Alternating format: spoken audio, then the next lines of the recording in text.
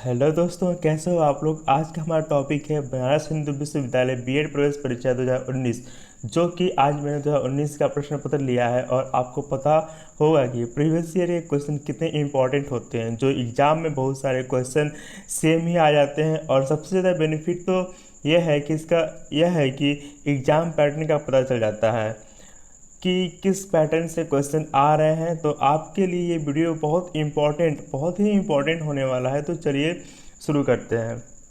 तो दोस्तों ये मैंने 2019 का क्वेश्चन लिया है बनारस हिंदू विश्वविद्यालय का। ये यहाँ पर आप देख सकते हैं, बनारस हिंदू विश्वविद्यालय बीएड प्रवेश परीक्षा। ये सामाजिक विज्ञान का है। ये परीक्षा हुआ था 14/5/2019 को हुआ था। तो चलिए क्वेश्चन देखते हैं सर कैसा क्वेश्चन आता है इस पर।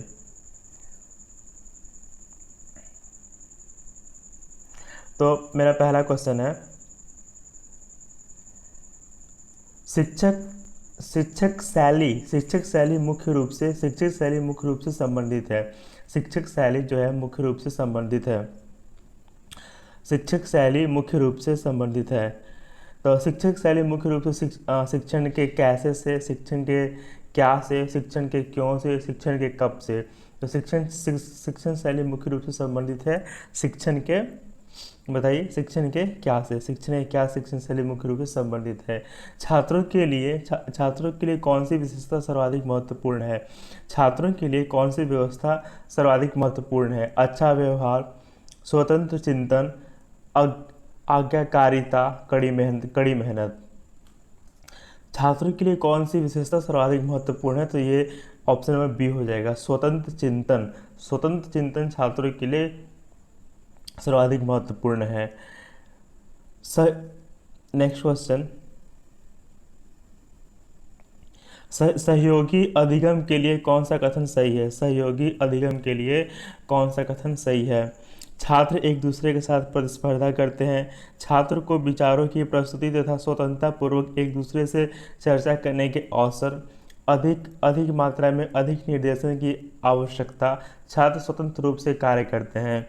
छात्र जो है स्वतंत्र रूप से कार्य करते हैं। तो कौन सा ऑप्शन हो जाएगा 19 का बी हो जाएगा। सहयोगी अधिगम के लिए कौन सा कथन सही है। तो छात्रों को विचारों की प्रस्तुति तथा स्वतंत्रता पूर्वक एक दूसरे से चर्चा करने का अवसर। Next question, question number 20, Bharat के प्रथम तैरते हुए लोकतक नामक प्राथमिक विद्यालय का उद्घाटन में हुआ था। कहाँ पे हुआ था। भारत के प्रथम तैरते हुए लोकतक नामक प्राथमिक का उद्घाटन कहाँ पे हुआ था। में हुआ था। तो मणिपुर, बी अगरतला, सी सिक्किम, डी केरल। तो बताइए कहाँ पे हुआ था। तो ये हुआ था मणिपुर में। भारत के प्रथम तैरते हुए लोकतक नामक प्राथमिक विद्यालय का उद्घाटन मणिपुर में हुआ था। नेक्स्ट क्वेश्चन, यूएनसीआरपीडी संबंधित है। यूएनसीआरपीडी संबंधित है केवल महिलाओं से, प्राथमिक शिक्षा से, विशिष्ट आवश्यकता वाले बालकों से, अल्पसंख्यकों से। तो यूएनसीआरपीडी संबंधित है। बताइए यूएनसीआरपीडी किससे संबंधित है।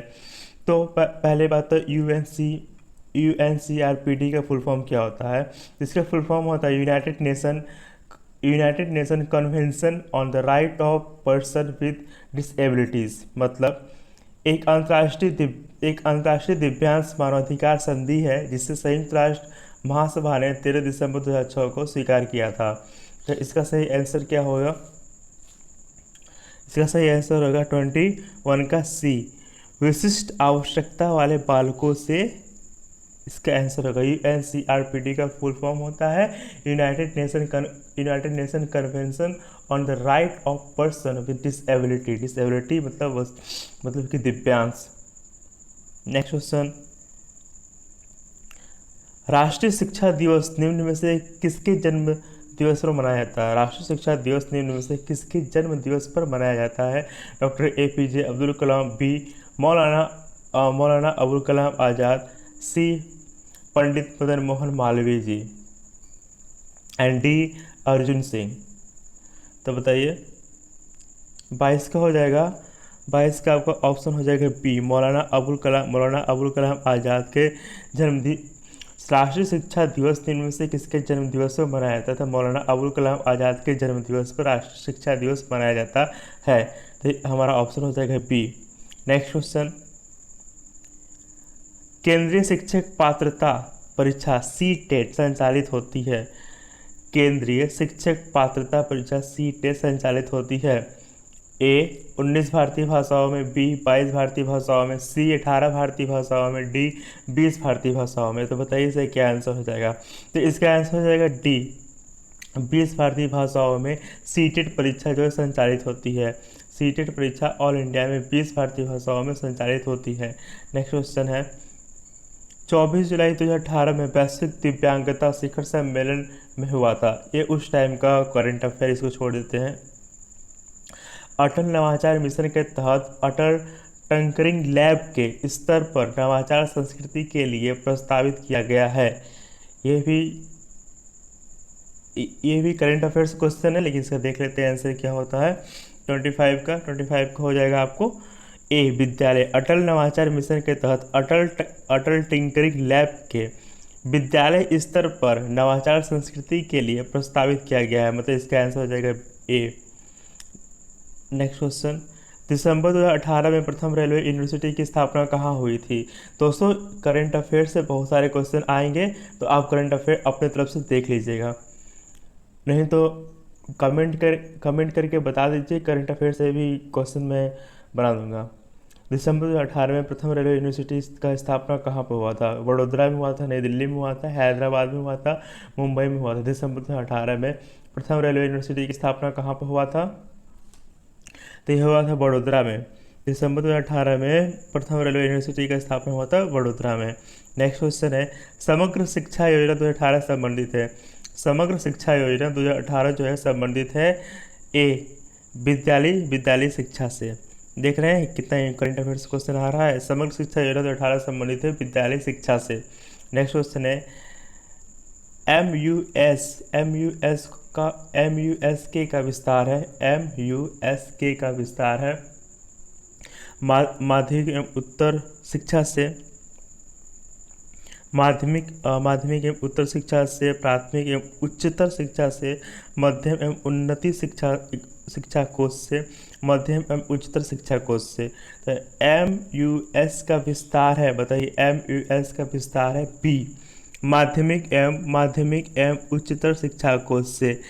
MUS का विस्तार है माध्यमिक एवं उच्चतर शिक्षा कोष से। नेक्स्ट है 29, भारत में किस प्रदेश का सकल नामांकन अनुपात सर्वाधिक है? भारत में किस प्रदेश का सकल नामांकन अनुपात सर्वाधिक है? केरल, आंध्र प्रदेश, उत्तर प्रदेश, तमिलनाडु। भारत में किस प्रदेश का सकल नामांकन अनुपात सर्वाधिक है? तो इसका आंसर हो जाएगा डी तमिलनाडु। भारत में तमिलनाडु का सकल नामांकन अनुपात सर्वाधिक है। LEAP का विस्तार है, LEAP का विस्तार है। तो LEAP का विस्तार है, बताइए ABCD कौन सा ऑप्शन हो जाएगा? तो LEAP का विस्तार है लीडरशिप फॉर एकेडमिशियंस प्रोग्राम। ये हो जाएगा ऑप्शन नंबर बी। LEAP का विस्तार leadership for academicians programme. Next question 31, Gautam Buddha ने सर्वाधिक वर्षावास कहाँ व्यतीत किया? गौतम बुद्ध ने सर्वाधिक वर्षावास कहाँ व्यतीत किया? सारनाथ में, श्रावस्ती में, कुशीनगर में या बोध गया में? बताइए। इसका आंसर हो जाएगा श्रावस्ती में। गौतम बुद्ध ने सर्वाधिक वर्षावास कहाँ व्यतीत किया? तो श्रावस्ती में इन्होंने व्यतीत किया। नेक्स्ट क्वेश्चन है, हेनसांग ने किस शताब्दी में नालंदा की यात्रा की थी? हेनसांग ने किस शताब्दी में नालंदा की यात्रा की थी? 5वीं, 6वीं, 7वीं, 8वीं? तो बताइए 32 का सी, 7वीं शताब्दी में हेनसांग ने किस शताब्दी में नालंदा की यात्रा की थी? 7वीं शताब्दी में हेनसांग ने नालंदा की यात्रा की थी।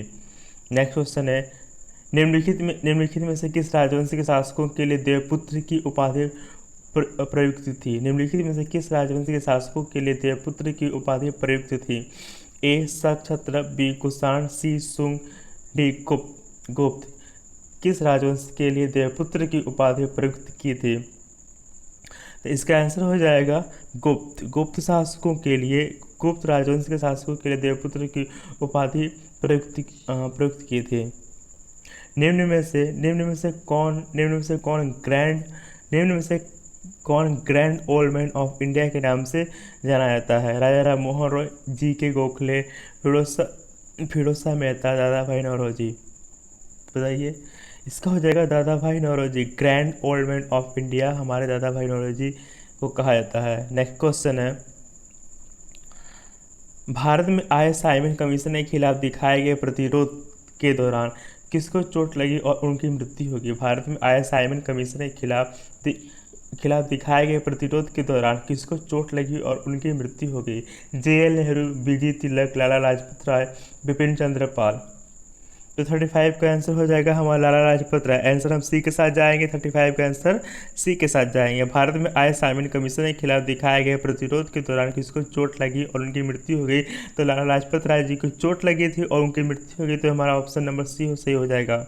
नेक्स्ट क्वेश्चन है, सांप्रदायिक पंचाट। सांप्रदायिक पंचाट मतलब कम्युनल अवार्ड से किसका नाम जुड़ा है? सांप्रदायिक पंचायत कम्युनल अवार्ड से किसका नाम जुड़ा है? Lord Curzon, Ramsay MacDonald, Lord Irwin, Edwin Montagu. तो बताइए। 36 का हो जाएगा रैमजे मैकडोनाल्ड। Ramsay McDonald. सांप्रदायिक पंचायत अवार्ड, सांप्रदायिक पंचायत कम्युनल अवार्ड से किसका नाम जुड़ा है? रैमजे मैकडोनाल्ड का। पानीपत के तृतीय युद्ध के समय भारत पर किसने आक्रमण किया था? पानीपत के तृतीय युद्ध के समय भारत पर किसने आक्रमण किया था? ए अहमद शाह अब्दाली, बी तैमूर, सी चंगेज खान, बी बाबर। बताओ क्या होगा? तो ए होगा अहमद शाह अब्दाली। पानीपत के तृतीय युद्ध के समय भारत पर किसने आक्रमण किया था? तो अहमद शाह अब्दाली ने भारत पर आक्रमण किया था। अढ़ाईती का झोपड़ा अवस्थित है। अढ़ाईती का झोपड़ा कहाँ पर अवस्थित है? अढ़ाईती का झोपड़ा कहाँ पे अवस्थित है? 38 का हो जाएगा आपको नंबर। अढ़ाईती का झोपड़ा अजमेर में अवस्थित है। अढ़ाईती का झोपड़ा अवस्थित है अजमेर में है। नेक्स्ट क्वेश्चन है, शिक्षा के कितने प्रकार हैं? शिक्षा के बताओ, शिक्षा के कितने प्रकार हैं? शिक्षा के कितने प्रकार है? तो 4 प्रकार हैं, 3 प्रकार हैं, 2 प्रकार हैं, 5 प्रकार हैं। शिक्षा के हमारे कितने प्रकार हैं? शिक्षा के 3 प्रकार हैं। शिक्षा के 3 प्रकार हैं। शिक्षा के व्यवस्था की दृष्टि से देखें तो 3 प्रकार हैं। पहला हो जाएगा आपको औपचारिक शिक्षा, फॉर्मल शिक्षा हो जाएगा पहला। तो दूसरा हो जाएगा निरौपचारिक शिक्षा, नॉन फॉर्मल शिक्षा हो जाएगा। एंड तीसरा हो जाएगा अनौपचारिक शिक्षा, इनफॉर्मल शिक्षा हो जाएगा। ठीक है। तो औपचारिक शिक्षा, निरौपचारिक शिक्षा और अनौपचारिक शिक्षा, ये 3 शिक्षा होते हैं। तो नेक्स्ट क्वेश्चन देखते हैं, प्रसार शब्द की उत्पत्ति किस देश से हुई है? प्रसार शब्द की उत्पत्ति किस देश से हुई है? प्रसार शब्द की उत्पत्ति किस देश से हुई है? तो USA, भारत, चीन, UK। तो UK से हुई है प्रसार शब्द की उत्पत्ति। नेक्स्ट क्वेश्चन है, ICD स्कीम किस वर्ष में शुरू हुई थी? ICD स्कीम किस वर्ष में शुरू हुई थी? 1975, 1970, 1973, 1972। तो ICD स्कीम किस वर्ष शुरू हुई थी? तो पहले तो ICDS का फुल फॉर्म क्या होता है? Integrated child development service. Integrated child development service इसका फुल फॉर्म होता है। और यह समन्वित बाल विकास योजना 1975 में प्रारंभ की गई थी। यह 6 वर्ष तक की उम्र के बच्चों, गर्भवती महिलाओं, स्तनपान करने वाली महिलाओं के स्वास्थ्य पोषण एवं शैक्षणिक सेवाओं की एकीकृत पैकेज प्रदान करने की योजना है। मतलब कि 6 वर्ष के बच्चों, गर्भवती महिलाओं को पैकेज से प्रदान करती है। और इसका आंसर हो जाएगा 1975। ICDS स्कीम किस वर्ष शुरू हुई थी? 1975 में। ICDS मतलब स्कीम 1975 में शुरू हुई थी। पोस्टर क्या है? पोस्टर है एक दृश्य साधन। पोस्टर है एक दृश्य साधन। नेक्स्ट क्वेश्चन, मनरेगा का उद्देश्य क्या है? बताओ। मनरेगा तो सब लोग सुने होंगे। मनरेगा की क्या उद्देश्य है? ग्रामीण रोजगार देना, कृषि यंत्रों उपकरणों को मुफ्त में देना, जनता को मुद्रा देना, मुफ्त राशन देना। तो इसका आंसर हो जाएगा ग्रामीण को रोजगार देना, ग्रामीण को रोजगार देना। मनरेगा एक उद्देश्य है 100 दिन का हर व्यक्ति को रोजगार, इसका एक उद्देश्य है, तो ग्रामीण को रोजगार देना इसका आंसर सही हो जाएगा। दोस्तों मैं इतना डिटेल में नहीं जा रहा हूँ क्योंकि वीडियो बहुत लंबा हो जाएगा, इसलिए मैं आंसर बता बता के चल रहा हूँ। खाद्य समूह कितने होते हैं? खाद्य समूह कितने होते हैं? खाद्य समूह कितने होते हैं? तो खाद्य समूह 5, 7, 6, 8 कितने होते हैं? खाद्य समूह 5 होते हैं। खाद्य समूह कितने होते हैं? तो खाद्य समूह आपको 5 होते हैं। नेक्स्ट क्वेश्चन, खाद्य समूह 5 होते हैं। स्कर्वी बीमारी किसकी अल्पता से होती है? स्कर्वी बीमारी जो होती है किसकी अल्पता से होती है? तो स्कर्वी बीमारी होती है, आपको सबको तो पता ही होगा, स्कर्वी बीमारी विटामिन सी के कमी से होती है स्कर्वी बीमारी। और दोस्तों मैं 2018 से 2015 का भी प्रश्न पत्र लाऊंगा, तो आप चैनल को सब्सक्राइब कर लें ताकि मैं जब मैं अपलोड करूं तो आपको पता चल जाए या नोटिफिकेशन आपको आ जाए। तो दोस्तों नेक्स्ट क्वेश्चन है, दूध किसका खराब स्रोत है? हमारा दूध जो है वो किसका खराब स्रोत है? दूध किसका खराब स्रोत है? बताइए, दूध किसका खराब स्रोत है? तो इसका हो जाएगा, दूध किसका खराब स्रोत है? 86 का। तो इसमें इसका आंसर दिया हुआ है कैल्शियम। ठीक है, दूध किसका खराब स्रोत है? तो कैल्शियम, कैल्शियम का खराब स्रोत है, मतलब कि इसमें इसका आंसर कैल्शियम टिक किया गया है। चलिए नेक्स्ट क्वेश्चन देखते हैं। ICAR कहाँ पर है? ICAR कहाँ पे है? 87। ICAR दिल्ली, बेंगलुरु, कलकत्ता, हैदराबाद। तो ICAR हमारा है दिल्ली में। और ICAR का फुल फॉर्म क्या होता है? देखते हैं। ICAR का फुल फॉर्म है ICAR। दोस्तों आप इसे फुल फॉर्म हमें कमेंट में बताइए, या मैं इस पर कमेंट में कर दूंगा कि ICAR का फुल फॉर्म क्या होता है। नेक्स्ट क्वेश्चन, वसा में घुलनशील विटामिन कौन सा है? वसा में घुलनशील विटामिन कौन सा है? तो वसा में घुलनशील vitamin vitamin D, thiamine, riboflavin, folic acid. तो वसा में वसा में कौन सा विटामिन घुलनशील है? तो वसा में घुलनशील विटामिन 4 होते हैं, A, D, E के। वसा में जो होता है वसा में घुलनशील बीमारी A, D, E के, ये वसा में घुलनशील हैं। ठीक है, तो विटामिन इसमें A, D है, तो विटामिन डी हो जाएगा। वसा में A, D, E के विटामिन घुलनशील हैं। नेक्स्ट क्वेश्चन देखते हैं। एक गर्भवती महिला को कितने अतिरिक्त कैलोरी की एक गर्भवती महिला को कितने अतिरिक्त कैलोरी की आवश्यकता है? एक गर्भवती महिला को कितने अतिरिक्त कैलोरी की आवश्यकता होती है? 400, 700, 500, 300। एक गर्भवती महिला को कितने अतिरिक्त कैलोरी की आवश्यकता होती है? तो इसका होता है, सामान्यतः एक गर्भवती महिला को 2200 से 2900 कैलोरी प्रतिदिन आवश्यकता होती है। प्रथम बार में उसे अतिरिक्त कैलोरी नहीं चाहिए, किंतु दूसरी और तीसरी बार में गर्भावस्था में एक महिला को क्रमशः 340 से 450 कैलोरी की अतिरिक्त आवश्यकता होती है। अतः सामान्यतः 300 अतिरिक्त कैलोरी की आवश्यकता होती है। 300 अतिरिक्त कैलोरी की आवश्यकता होती है। तो इसका आंसर हो जाएगा सी। एक गर्भवती महिला को कितने अतिरिक्त कैलोरी की आवश्यकता होती है? तो 300 अतिरिक्त कैलोरी की आवश्यकता होती है। नेक्स्ट क्वेश्चन, भारतीय राष्ट्रीय कांग्रेस के प्रथम अधिवेशन की अध्यक्षता किसने की? भारतीय राष्ट्रीय कांग्रेस के प्रथम अधिवेशन की अध्यक्षता किसने की थी? तो भारतीय राष्ट्रीय कांग्रेस के प्रथम अधिवेशन की अध्यक्षता बताओ, आप लोग बताओ किसने की थी? तो भारतीय राष्ट्रीय कांग्रेस के प्रथम अधिवेशन की अध्यक्षता जो है बी, WC बनर्जी ने की थी। WC बनर्जी ने भारतीय राष्ट्रीय कांग्रेस की अध्यक्षता की, WC बनर्जी ने की थी। और दोस्तों ये हमारा जो 87 क्वेश्चन है, ICAR कहाँ है? तो इसका फुल फॉर्म हो जाएगा ICAR का Indian council of agriculture research. ICAR का फुल फॉर्म हो जाएगा Indian council of agriculture research.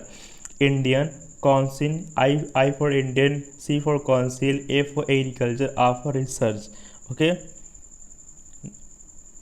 Question number 91, फांसीवाद का जन्म निम्नलिखित में से किस देश में हुआ था? फांसीवाद फांसीवाद का जन्म निम्नलिखित में से किस देश में हुआ था? तो फांसीवाद का जन्म इटली में हुआ था। फांसीवाद का जन्म इटली में हुआ था। क्वेश्चन नंबर 92, एनी बेसेंट किससे जुड़ी थी? एनी बेसेंट किससे जुड़ी थी? चंपारण आंदोलन से, असहयोग आंदोलन से, भारत छोड़ो आंदोलन से, होम रूल आंदोलन से। तो एनी बेसेंट जो किससे जुड़ी थी? तो होम रूल आंदोलन से जो है एनी बेसेंट जी जुड़ी थी। होम रूल आंदोलन से एनी बेसेंट जी जुड़ी थी। नेक्स्ट क्वेश्चन है, धन विधेयक को भारत में कौन सत्यापित करता है? धन विधेयक को भारत में कौन सत्यापित करता है? धन विधेयक को भारत में कौन सत्यापित करता है? वित्त मंत्री, वित्त सचिव, लोकसभा का अध्यक्ष, भारत के रिजर्व बैंक का गवर्नर। बताइए आप लोग क्या होगा इसका? तो 93 का हो जाएगा सी। लोकसभा के अध्यक्ष जो है वो धन विधेयक को सत्यापित करते हैं। धन विधेयक को सत्यापित करने का काम लोकसभा के अध्यक्ष का है। ठीक है। नेक्स्ट क्वेश्चन, किसे लोक प्रशासन का जनक माना जाता है? किसे लोक प्रशासन का जनक माना जाता है? हेनरी फेयोल, लूथर गुलिक, वुडरो विल्सन, हर्बर्ट साइमन। तो किसे लोक प्रशासन का जनक माना जाता है? वुडरो विल्सन को लोक प्रशासन का जनक माना जाता है। लोक प्रशासन का जनक वुडरो विल्सन को माना जाता है। नेक्स्ट क्वेश्चन, भारत में संविधान का 73वां संशोधन किससे संबंधित है? भारत में संविधान का 73वां 73rd संशोधन किससे संबंधित है? दल बदल से, पंचायती राज से, शहरी शासन से, घरेलू हिंसा से। तो 95 का आंसर हो जाएगा आपका पंचायती राज से।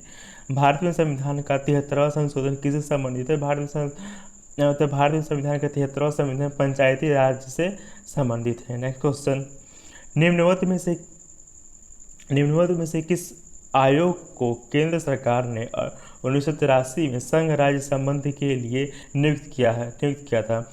निम्नलिखित में से किस आयोग को केंद्र सरकार ने 1983 में संघ और राज्य के संबंध के लिए नियुक्त किया था? संघ और राज्य के संबंध के लिए नियुक्त किया था। तो सरकार संघ और राज्य के संबंध के लिए नियुक्त किया था। तो सरकारी आयोग, दत्त आयोग, शीतल वार्ड आयोग, राजमंडार आयोग। तो इसका आंसर हो जाएगा ए, सरकारी आयोग। सरकारी आयोग क्या काम है? सरकारी आयोग काम है कि संघ और राज्य के बीच तालमेल बैठाना या संघ और राज्य के बीच काम करना, ये सरकारी आयोग का काम है। नेक्स्ट क्वेश्चन है, निम्न में से कौन सी विशेषता दबाव समूह की नहीं है? निम्न में से कौन सी विशेषता दबाव समूह की नहीं है? तो इसका आंसर हो जाएगा सी, वो सक्रिय राजनीति में जुड़ जाता है। वह सक्रिय राजनीति में जुड़ जाता है। ये दबाव समिति की विशेषता नहीं है। दबाव समिति की विशेषता है क्या? वो बाहर से प्रभावित करने का प्रयास करता है, ये विशेषता है। उसकी सदस्यता बड़ी होती है, ये विशेषता है। इसके सदस्य कितने भी समूहों से जुड़े हो सकते हैं, ये विशेषता है। Next question,